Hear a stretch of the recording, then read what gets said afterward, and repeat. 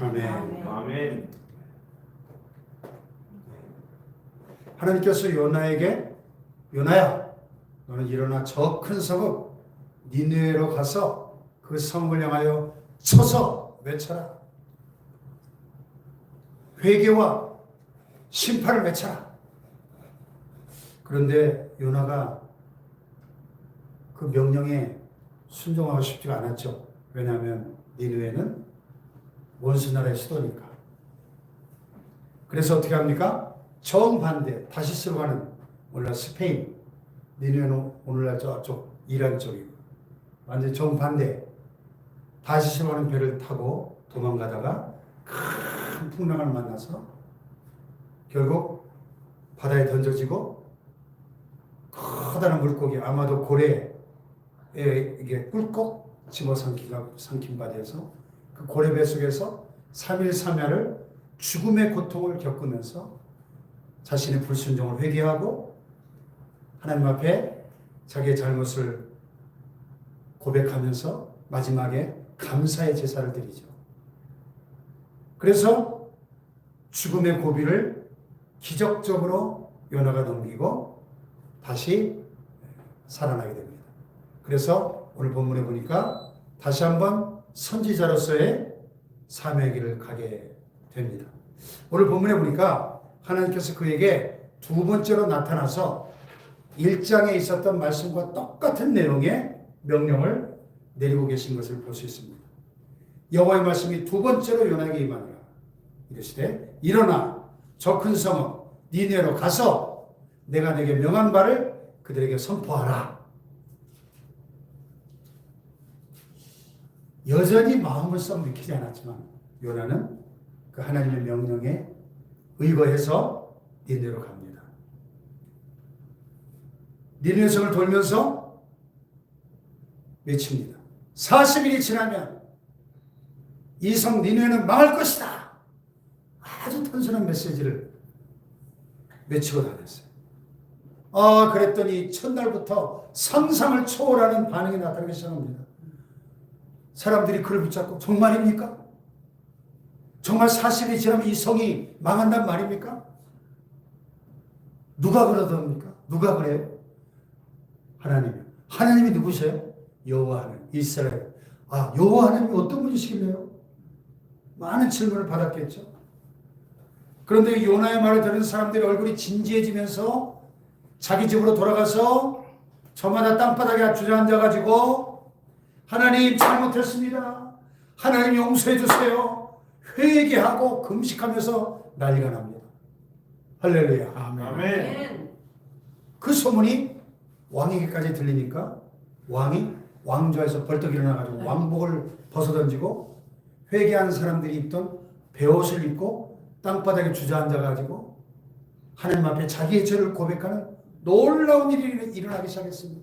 할렐루야. 아멘. 심지어는 사람은 물론이고 짐승들에게까지 소와 양떼들에게까지 금식을 선포하고 온 나라가 하나님 앞에 두 손 들고 돌아오는 놀라운 복이 일어난 겁니다. 할렐루야. 아멘. 이런 것을 보시고 하나님께서 뜻을 돌이키셔요. 뜻. 원래 하나님의 뜻은 뭐예요?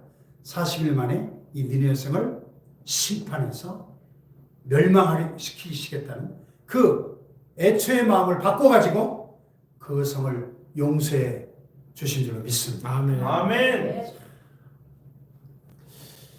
먼저 이 말씀은 우리가 절대로 의심하면 안 되는 역사적 진실한 사실을 꼭 기억해야 됩니다. 아멘. 아멘. 아멘. 성경에 기록되는 말씀이니까 우리는 의심하지 않고 역사적 사건으로 받아들이지만 오늘날도 많은 사람들이 이런 이야기를 읽을 때 이건 지어낸 이야기, 조작된 이야기, 신화나 전설집으로 취급해버립니다. 거기다가 뭐 고래배 속에서 3일 동안 있다 살아났다니까 이거 완전히 신화네 이렇게 생각하죠. 그런데 이런 사람들의 생각을 분명히 교정시켜 주시기 위해서 우리 예수님께서 친히 이 요나의 사건을 인용하셨죠. 누가복음 11장 32절에 보면 당시에 예수님이 직접 전하시는 그 천국 복음을 들으면서도 마음을 열지 않고 회개하지 않고 뻔뻔스럽게 하나님을 대적하던 유대인들을 향해서 주님이 이렇게 경고하셨죠. 심판 때 니네 사람들이 일어나서 이 세대의 사람들을 정죄하리니 이는 그들이 요나의 정죄를 듣고 회개하였기 때문이다. 쉽게 말하자면 이런 거죠.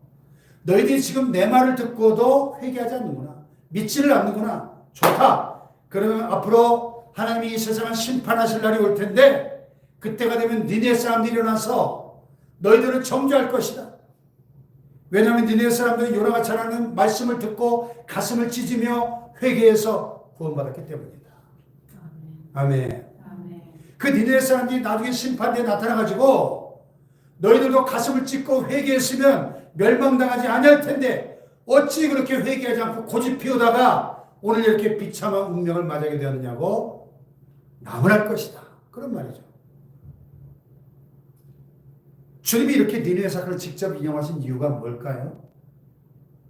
꾸며낸 신화나 전설 같은 이야기를 가지고 인용하신 겁니까? 아니죠. 실제로 일어났던 역사적 사건, 진짜 사건이었기 때문에 인용하신 것입니다.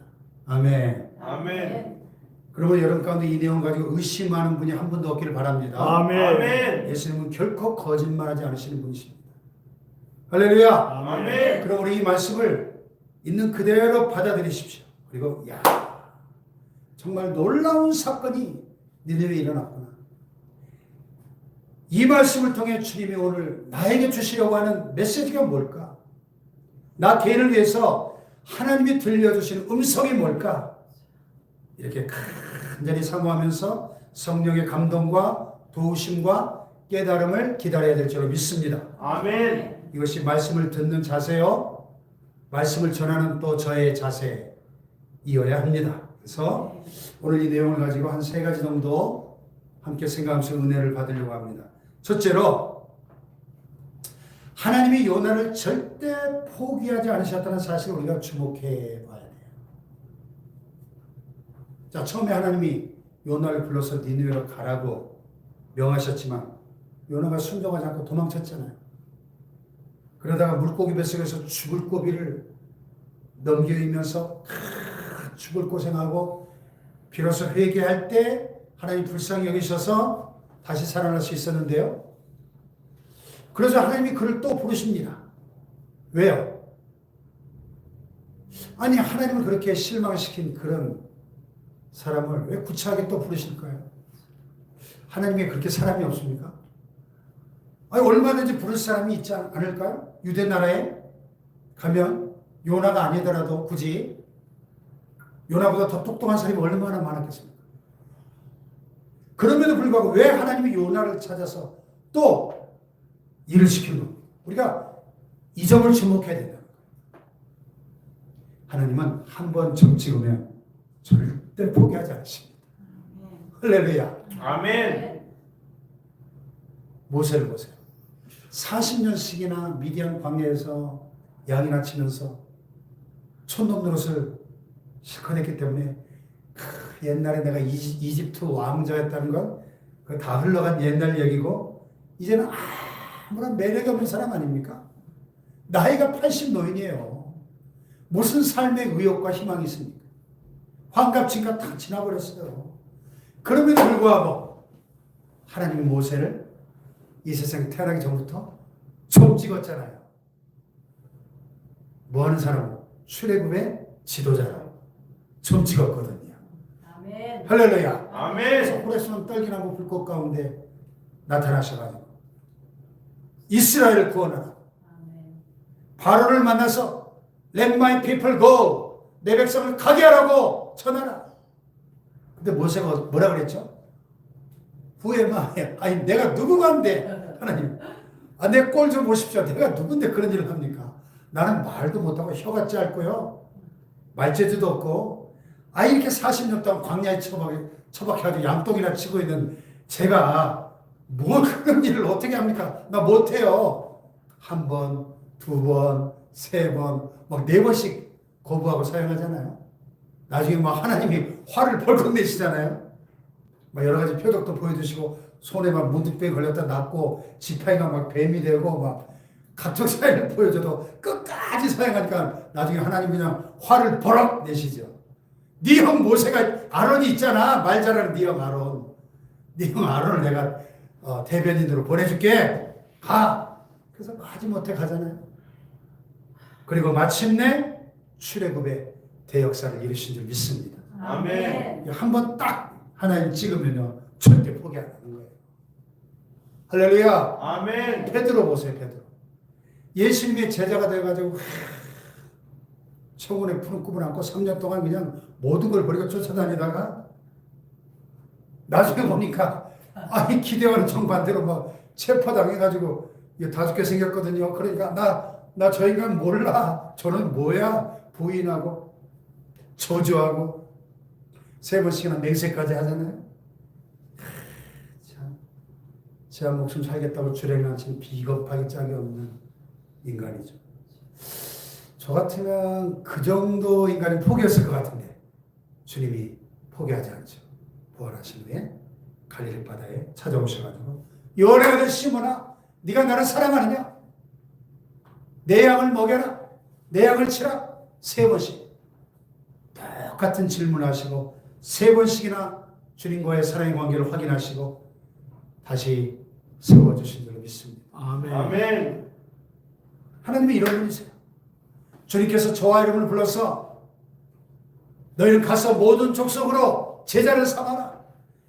오직 성령이 너에게 임하시면 너희가 권능을 받고 예루살렘 온 유대와 사마리아와 땅 끝까지 이르러 내 증인이 될 것이다. 아멘. 할렐루야. 아멘. 너희는 온 천하에 다니면서 만민에게 복음을 전파해라. 아멘. 아버지께서 나를 보내신 것처럼 나도 너희를 보낸다. 아멘. 엄숙하게 우리를 불러서 지상명령 The Great Commission 위대한 지상명령을 주셨죠. 아멘. 할렐루야. 아멘. 하나님이 저와 여러분을 정지으셨습니다. 아멘. 네가 해야 된다. 네가 다른 사람이 네가 해야 돼. 다른 교회 말고 축복교회가 해야 돼. 아멘. 아멘. 아멘. 그런데 우리 중에는 이런 명령을 받은 소명자, 사명자임을 알면서도 수십 년 동안 무관심하게 세월을 보낸 분들도 계실 겁니다. 설교를 이렇게 들을 때는 그렇지. 그래야 되나 보다. 약간 마음의 감동도 받지만 저 문 밖에 나가는 순간 싹 잊어버리고 내 마음대로 살죠. 그러나 고백하십시오. 그렇다고 해서 하나님이 여러분을 포기해버리고 쟤는 안 되겠다. 천사를 시켜서 복음을 전하게 하는 그런 분이 아니라는 거예요.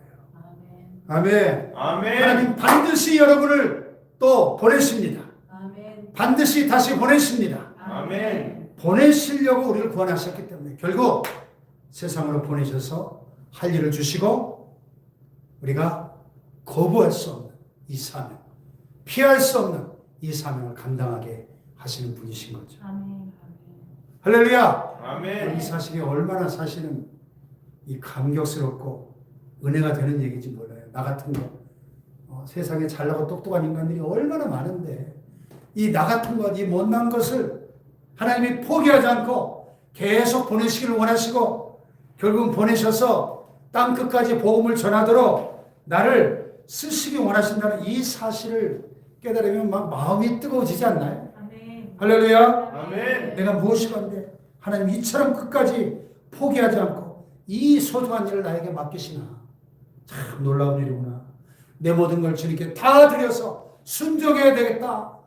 이건 목숨보다 귀한 사명이구나 깨닫게 되는 거죠. 할렐루야. 아멘. 한번 생각해 보세요. 생명보다 더 가치 있는 게 어디 있어요, 이 세상에. 생명을 위해 투자하는 것보다 더 가치 있는 일이 어디 있습니까?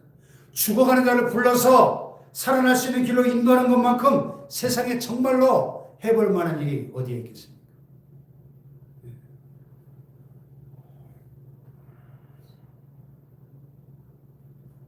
애플의 창업주 스티브 잡스가 그 코카콜라 부사장인가 하는 사람을 인재를 영입하면서 그랬대잖아요. 나 평생 설탕물만 팔다가 죽을 거냐, 세상을 바꾸는 일에 함께 하겠느냐 그랬대잖아요. 지금 의료파업으로 아까도 뉴스 보니까 지금 요즘 응급실 뺑뺑이가 참 심각하더라고요. 어제도 보니까 서산에 어떤 산모가 막 진통이 와가지고 119 불러서 응급실 갔는데 네 군데서나 빠꾸를 당하고 그래서 수원까지 가다가 100km쯤 가다가 그냥 고속도로에서 119 구급차 안에서 애를 낳대요. 아이고. 참. 그게 취재진의 그 취재 잡힌 이야기가 그 빙산의 일각인데 그러면 지금 이 의료 파업 때문에 살아야 될 생명이 죽어나가는 사람이 얼마나 많을까요, 전국에? 의사들이 자기들 밥그릇이 그렇게 중요합니까? 국민들의 생명과 안전과 건강보다? 이 의사 인간들 진짜 너무 이기적이지 않나요? 예? 여러분 앞으로 저거 의료 파업 끝날 때까지 절대 아프시면 안 돼요. 하면 안 됩니다. 제명이 못 살아요, 저 아프면 지금. 응급실 받아주는 데가 없어요. 아무리 아파도. 예. 생명을 살리는 일. 이거보다 더 소중한 게 어디 있어요? 아멘. 예? 아멘. 아멘. 이 육신의 생명도 그렇게 소중하다. 이 영원한 생명, 영원한 천국과 지옥이 달린 이 문제보다 더 가치 있는 일이 세상에 어디 있겠어요? 아멘. 할렐루야. 아멘. 그러니까 이사야가 성전에서 기도하다가 영안 열리면서 하나님의 영광을 보고 하나님의 음성을 듣잖아요. 내가 누구를 보내며 누가 우리를 갈고? 그때 이사야가 벌떡 일어나가지고 Lord, here I am. 내가 여기 있습니다, 주님. Send me, Lord. 나를 보내십시오. 아멘. 응답하잖아요. 할렐루야. 아멘. 오냐? 알았다. 내가 너를 보내마. 그래서 위대한 선지자 이사야가 된 줄로 믿습니다. 아멘. 오늘도 우리를 보시면서 누가 우리를 위하여 갈고? 추수할 것은 이렇게 많은데 추수할 일꾼이 심히 적구나. 누가 우리를 위하여 갈고? 이 하나님의 음성을 듣고 우리가 응답할 수 있기를 축복합니다, 여러분. 아멘. 할렐루야. 아멘. 두 번째로는 말씀을 전하자마자 니느웨 성을 구원한 이 놀라운 능력에 우리가 주목해 봐야 돼요. 아멘. 아멘. 니느웨 성이 어느 정도 큰 성인지 혹시 여러분 상상해 보셨나요? 고고학자들이 발굴한 여러 자료, 그 글들을 보면 참 대단한 도시였던 것 같아요. 성벽의 높이가 30m. 아파트 10층 높이에요. 성벽 높이가. 그리고 이 성벽의 두께가 전차 세대가 나란히 달릴 수 있는 넓이였대요. 예? 그 뭐 우리나라 저 남한산성 저런 거는 완전히 화장실 뒤에 둘러놓은 돌담 정도밖에 안 돼요. 엄청난 규모의 성이었던 것이죠. 경비병들이 파수를 보도록 성곽에 삥 둘러가면서 세워놓은 그 탑이 파수대라고 해서 파수대, 망루가 1,500개나 됐대요. 대단하죠. 게다가 이 니느웨 성은 성곽 안에 있는 도시와 성곽 밖에 있는 도시를 합해서 4지역으로 이렇게 형성이 되어 있었는데 각 지역의 이름은 니무르드, 코윤직, 콜사바드, 케람레스인데 우리나라로 말하면은 뭐 강남구, 서초구, 성북구 이런 식으로 행정구역들이 형성이 돼서 이 주변이 한 60마일 정도, 61마일이 1.6km니까 60 곱하기 1.6 하면 얼마예요? 30, 한 거의 이 주변이 성 주변 한 100km 되면 100km. 어마어마하죠. 그 2800년 전 얘기입니다, 지금. 2800년 전에 이 성의 규모가 100km. 엄청난 성이죠. 그래서 오늘 성경에 보면 걸어서 3일 길이라잖아요. 이 100km 한 바퀴 빙 돌려 걸어서 돌려면 3일 걸리지 않겠어요? 그러니까 요나가 3일 동안 돌아다녀봐야 겨우 그 성 한 바퀴 돌 수 있을 만큼 대단한 규모의 성이었다. 사장이 보고 어린아이들만 12만 명이었다고 하니까 학자들이 계산해 보니까 인구가 거의 출자가 100만 명은 넘었을 거다. 100만 명. 2800년 전에 벌써 인구 100만 명의 도시면 우리 대전이 지금 150만인데 엄청난 성이었다. 그런데 여기에 그 한 행색의 요나라는 사나이가 나타나가지고 하나님의 말씀을 전한다고 무슨 일이 일어날까요? 한번 상상해 보세요. 그것도 지금 고레배 속에서 3일 동안 죽을 고생하다가 나왔잖아요. 그 꼬라지가 어땠겠어요? 얼굴은 벌겋고 머리털은 다 빠져가지고 대머리가 돼 있고 뭐 옷이라도 제대로 차려 입었겠습니까? 고래가 웩 털어내가지고 나왔는데 그 꼬라지가 얼마나 참 몰골이 사나웠겠습니까? 쳐다보면 그냥 웃음부터 튀어나올 정도의 그런 행색이었을 거예요. 그런 인간이 나타나가지고 이 길 저 길 다니면서 40일이 지나면 이 성이 무너질 거다. 그런 이건 완전히 이 미친놈 취급밖에 더 받겠습니까? 구경거리밖에 되지 않지 않겠습니까? 아무 일도 일어날 것 같지 않은데요. 그런데 놀랍게도 요나가 말씀을 전할 때 엄청난 일이 일어납니다. 이 요나가 외친 말씀은 성경을 기록한 원문 히브리에 보면 딱 다섯 마디예요. 5마디.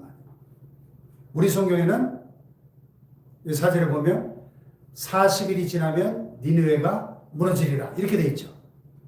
히브리어로 보면은요, 오드 아르바힘 용 베니네페 네헤파케트 딱 5단어예요. 근데 어떤 일이 일어났습니까? 자, 5절 6절을 보세요.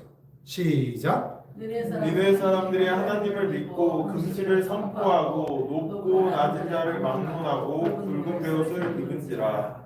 그 일이 니네 왕의 들림에 왕이 보좌에서 일어나 왕복을 벗고 굵은 베옷을 입고 제위에 앉으니라.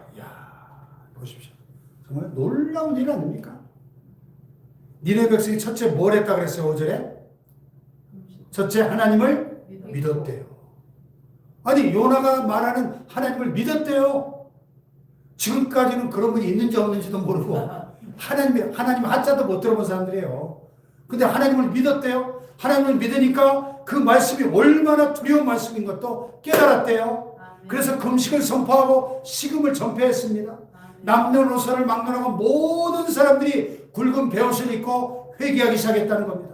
백성들이 그러니까 그 소문이 왕의 귀에까지 들리니까 왕이 당장 왕좌에서 내려와가지고 왕복을 벗고 굵은 베옷을 입고 땅바닥에 제위에 내려앉았다는 거예요. 그리고 선포합니다. 이 땅 모든 사람들, 어린아이부터 노인까지 다 금식해라. 짐승까지도 다 금식시켜라. 그리고 8절에 보니까 뭘 하라 그랬어요? 8절에 사람이든지 짐승이 다 굵은 베옷을 입을 것이요 힘써 하나님께 부르짖을 것이. 뭐 하라는 얘기예요? 기도하라. 회개하며 기도하라는 거예요. 잘못했다고 회개하며 기도하라. 아멘. 잘못한 걸 철저히 회개하고 기도하라. 그런 얘기 아니에요. 그리고 입으로만 회개하고 끝난 겁니까? 그 다음에 또 뭘 하라 그랬어요? 각기 악한 길과 손으로 행한 강포에서 떠날 것이야. 나쁜 짓을 전부 다 스톱! 중단하라는 거예요. 말만으로 회개할 게 아니고 실제 행동으로 회개하라. 그런 말이잖아요. 아멘. 놀라운 일 아닙니까? 세상에 이런 일이 TV에 나와야 돼요. 이런 일이에요. 어떻게 이런 일이 일어날 수 있습니까? 성경에 기록된 신구약 66권을 통틀어서 인류 역사상 최대의 집단 회심이 일어난 거예요. 그렇잖아요. 거의 100만 명 가까운 사람들이 하루아침에 다 회개하고 하나님 앞으로 돌아왔으니 이거보다 큰 사건이 어디 있어요? 100만 명이 하루아침에 돌아왔는데. 게다가 그 회심이 철저한 회개를 동반하고 있었다는 겁니다. 그냥 요즘 전도진 안아주고 사형리로 설명, 예수 믿을게요. 저 과거에 죄 많이 져서 용서해 주세요. 이 정도가 아니고 철저하게 금식하고 회개하면서 돌아왔다는 거예요. 얼마나 위대한 복입니까? 얼마나 놀라운 능력입니까, 여러분? 아멘. 여러분, 이렇게 말씀을 전하는 것이 얼마나 중요한지 깨달아야 돼요.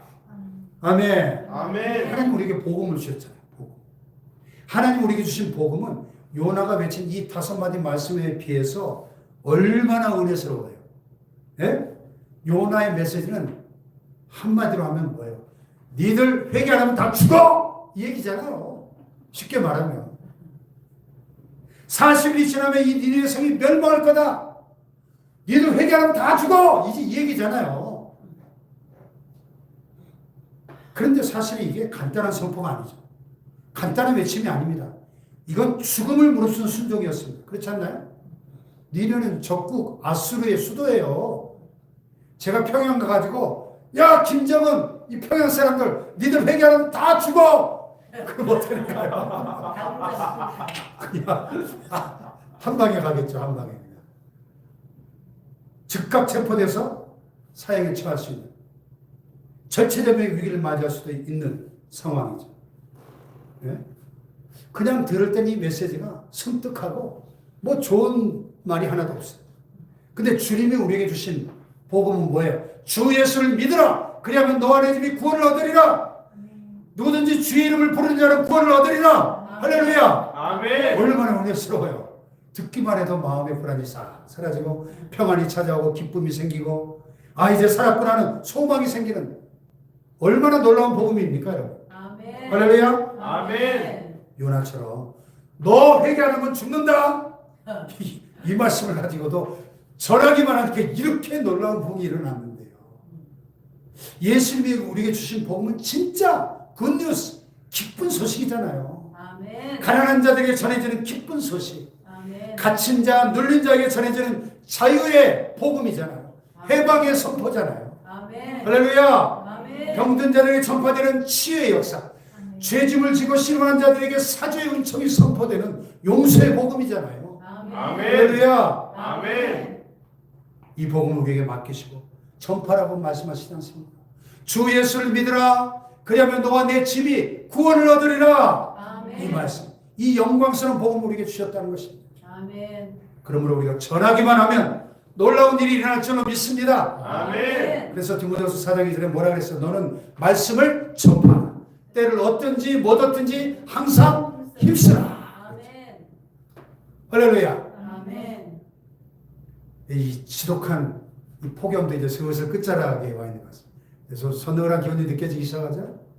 우리 이 가을에 한번 열심히 전도해 봅시다. 할렐루야. 아멘. 여러분, 2800년 전에 니느웨 성에만 이렇게 놀라운 일이 일어난 게 아니고 말씀을 전하기만 하면 얼마나 큰 일이 일어나는가를 우리 한국교회를 보면 알아요. 멀리 갈 거 없어요. 우리 한국교회 보세요. 한국교회 2024년이니까 올해로 우리 한국교회가 선교 140주년이네. 딱 140주년. 근데 일본 교회는요, 우리보다 교회 역사가 100년이 더 앞서 있어요. 거의 한 240년 가까이 됩니다. 그런데 일본 교회는 비실비실 거의 맥을 못 쓰잖아요. 한국 교회는 140년인데도 지금 뭐 많이 침체됐다고 해도 얼마나 사실 한국 교회가 대단합니까? 구한말 만주에서 선교했던 로스 맥킨타이어 같은 이런 선교사님들이 처음에 만주 땅을 돌아다니면서 가난하게 살아가는 한국 사람들을 불러서 전도하기 시작했어요. 그게 1879년도경입니다.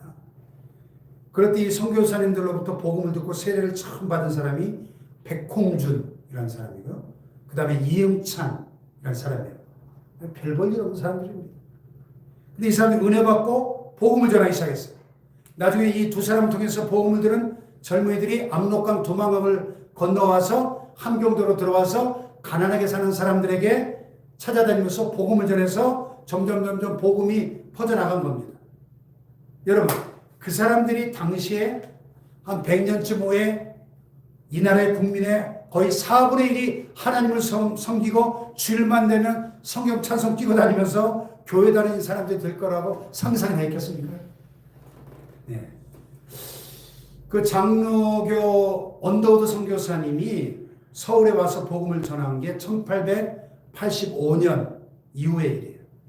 언더우드 선교사가 복음을 전해서 처음 예수 믿고 그 서울 광화문의 세문안교회 전신인 정동 장로교회라고 하는 우리나라 최초의 교회를 1887년 9월 27일 저녁에 시작이 됐는데 그때 몇 명이나 모였냐? 14명.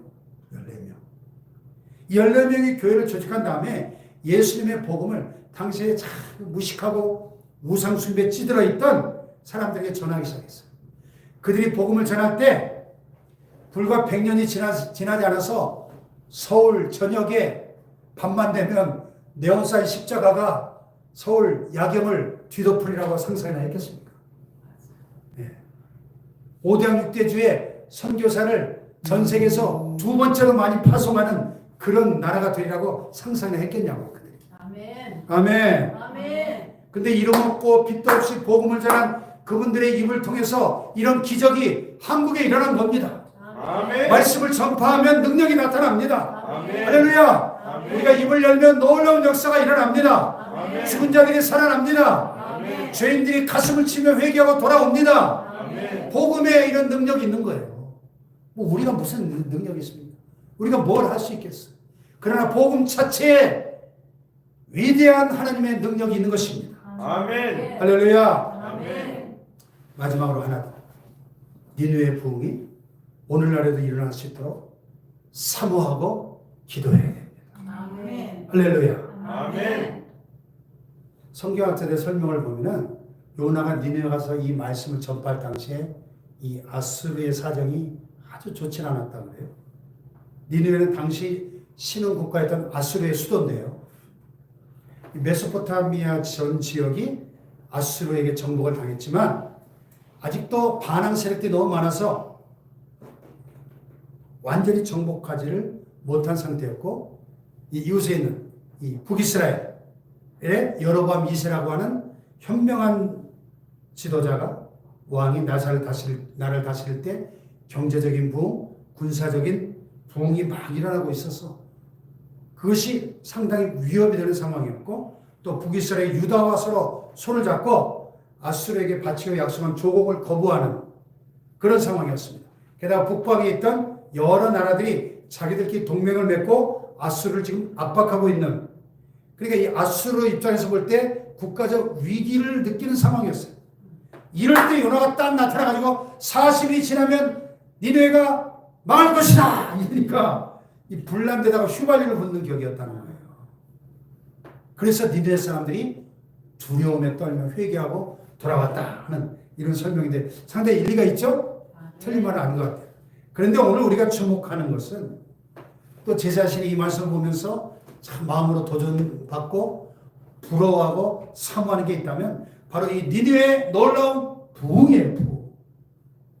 왜 이런 부흥이 오늘날에 일어나지 않는가? 여러분, 아수르에게만 위기가 있나요? 아니잖아요. 우리 대한민국에도 위기가 있어요, 없어요? 과거에도 수없이 있어왔고 지금도 있고 또 앞으로도 이 위기는 계속될 겁니다. 경제 위기가 올 수 있고 정치 위기가 올 수 있고 남북관계 문제가 위기를 올 수가 있고 환경의 위기를 가져올 수도 있고 또 도덕성이 완전히 땅바닥에 떨어져가지고 젊은이들이 완전히 탈선하는 무서운 타락의 시대가 올 수도 있다는 것을 우리는 예감할 수 있죠. 대한민국 위기가 아니었던 때가 어디 있어요? 예? 제가 아주 어려서부터 위기 하도 많이 들어가지고 경제 위기, 정치 위기, 뭐 위기라는 말을 너무 많이 들었어요. 위기 그래도 별로 위기의식이 안 느껴져요. 대한민국 위기가 아니었던 시대가 언제 있었습니까? 그러면 위기를 느꼈던 아수르 사람들은, 니느웨 사람들은 말씀을 듣자마자 회개하는 큰 부흥을 체험했는데 오늘 우리는 위기를 외치면서도 왜 회개하지 않는가? 왜 부흥이 일어나지 않는가? 예? 아니 우리 대전만 해도 그냥 웅장하고 멋진 예배당들이 얼마나 많고 설교를 잘하는 목사님들이 얼마나 많고 또 복음을 전하는 사람들도 많고 유튜브 틀어보면 그냥 각종 명설교와 강의들이 그냥 홍수를 이루는데 왜 이 나라에 부흥이 일어나지 않나? 우리 안에 안타까움이 있지 않나요? 하나님이여 부흥을 주시옵소서. 부흥을 주시옵소서. 부흥이 없어도 이 땅에 소망이 없습니다. 기도해야 돼. 기도. 아멘. 할렐루야. 아멘. 니느웨처럼 왕이 왕복을 벗고 가슴을 치면서 베옷을 입고 땅에 앉아 통곡하며 회개하듯이 우리나라 대통령부터 시작해서 대법원장, 국회의장, 국회의원들, 경제 지도자들, 교육 지도자들 다 하나님을 두려워하고 가슴을 치면서 하나님 잘못했습니다. 아버지 내가 잘못했습니다. 용서해 주세요. 회개하는 부흥만이 이 나라를 살리는 유일한 길인 줄로 믿습니다. 아멘. 우리나라 지도자들 하는 꼬라지 보세요. 뉴스 보면 막 우라통이 터지잖아요. 지금 이렇게 국민들이 죽어가고 있는데 지금 이 의료 문제를 왜 해결을 못하냐고 도대체가. 예? 국민들이 죽어나가고 있는데 부흥만이 이 땅에 살 길이요 부흥만이 우리나라의 후손들이 하나님께 영광 돌릴 수 있는 지름길인 줄로 믿습니다. 아멘. 사모해야 돼. 사모. 기도해야 될 줄 믿습니다. 아멘. 2000년 기독교 역사에 위대한 부흥이 일어날 때마다 반드시 이름 없이 빛도 없이 부흥을 위해 기도했던 기도의 사람들이 반드시 있었습니다. 아멘. 부흥을 사모하면서 부흥을 위해 기도했던 기도의 사람들이 있었다니까요. 아멘. 할렐루야. 아멘. 주여 니느웨에서 일어났던 그 위대한 부흥을 우리에게도 주시옵소서. 아멘. 우리의 소원입니다. 얼마나 이 나라가 썩어 빠졌습니까? 얼마나 사람들이 악합니까? 얼마나 거짓이 넘쳐나고 있습니까? 얼마나 지금 사람들이 짐승같이 변해가고 있습니까? 예? 뉴스 보세요, 뉴스. 인간의 탈을 쓰고 어떻게 저런 짓들을 하지? 이 짐승이 돼가고 있는 거죠, 사람들이. 이런 상황을 보면서 우리가 이 부흥을 사모하고 이 부흥을 위해 기도해야 될 줄로 믿습니다. 아멘. 할렐루야. 아멘. 예, 부흥 찬양합니다.